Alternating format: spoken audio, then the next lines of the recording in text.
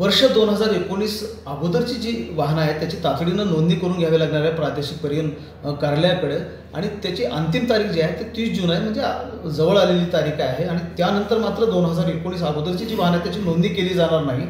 लातूरचे प्रादेशिक परिवहन अधिकारी आपल्या सोबत आहे, त्यांच्याकडनं जाणून घेणार आहोत की नेमकी ही काय पद्धती आहे सर. आणि आता 30 जून शेवटची तारीख आहे, त्यानंतर नोंदणी केली जाणारच नाही का?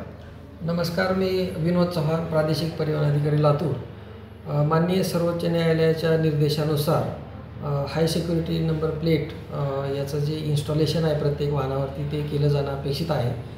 1/4/2019 पूर्वी जी वाहनं नोंदणी झालेली आहे अशा वाहनांना प्रामुख्यानं याची सुविधा घेणं अपेक्षित आहे. 1/4/19 नंतर जी मॅन्युफॅक्चरर आहेत म्हणजे वाहन उत्पादक आहेत तर त्यांनी तेव्हापासूनच त्यांना ते देणं सुरू केलेलं आहे. म्हणून 1/4/19च्या अगोदरच्या वाहनांना हे बसवून घेणं अत्यंत क्रमप्राप्त आहे. यामध्ये 30/6/2025 ही अंतिम तारीख आहे. आत्तापर्यंतची जर आपण आकडेवारी बघितली तर कमी प्रमाणामध्ये याची सुविधा नागरिकांनी उपलब्ध करून घेतलेली आहे. ही जी काही अंतिम मुदत आहे ही एक वेळ वाढवूनच 30/6 ही शेवटची तारीख दिलेली आहे. याच्यानंतर कुठलीही मुदतवाढ मिळण्याची शक्यता फार कमी आहे. आणि आत्ताच वरिष्ठ कार्यालयाकडून काही निर्देश आम्हाला प्राप्त झालेले आहेत.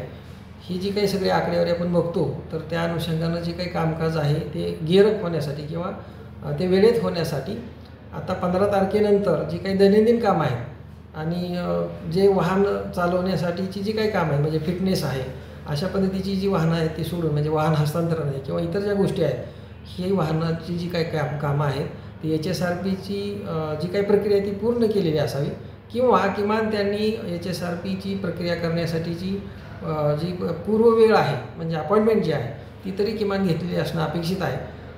या सर्वांमधून आपलं जे मौल्यवान वाहन आहे त्याची सुरक्षितता ही जतन केली जाणार आहे. आणि विविध ज्या काही गोष्टी वाहनाच्या अनुषंगानं आहेत त्याचीसुद्धा माहिती ही आपल्याला एक म्हणजे तांत्रिक पद्धतीनं अपडेट आपल्याला त्याच्यामध्ये मिळणार आहे. तरी मी सर्व वाहनधारकांना आवाहन करतो की त्यांनी ताबडतोब याची जी काही पूर्वनियोजित वेळ आहे ती घ्यावी आणि आपलं जे काही कामकाज आहे ते कामकाज पार पाडावं आणि माननीय सर्वोच्च न्यायालयाने दिलेले निर्देश आहेत त्याचंसुद्धा पालन यामधून आपल्याला करावायचं आहे. धन्यवाद. म्हणजे लक्षात घेतलं आपण तर राज्यातली जी 2019 पूर्वी नोंदणी झालेली जी वाहनं आहेत त्यांनी तातडीनं प्रादेशिक कार्यालयाकडे जे आहे ते नोंदणी करून घ्यावी लागणार आहे. 30 जूनच्या नंतर त्यांची नोंदणीसुद्धा करून घेतली जाणार नाही आहे. महेंद्र जोंधळे, TV9 मराठी, लातूर.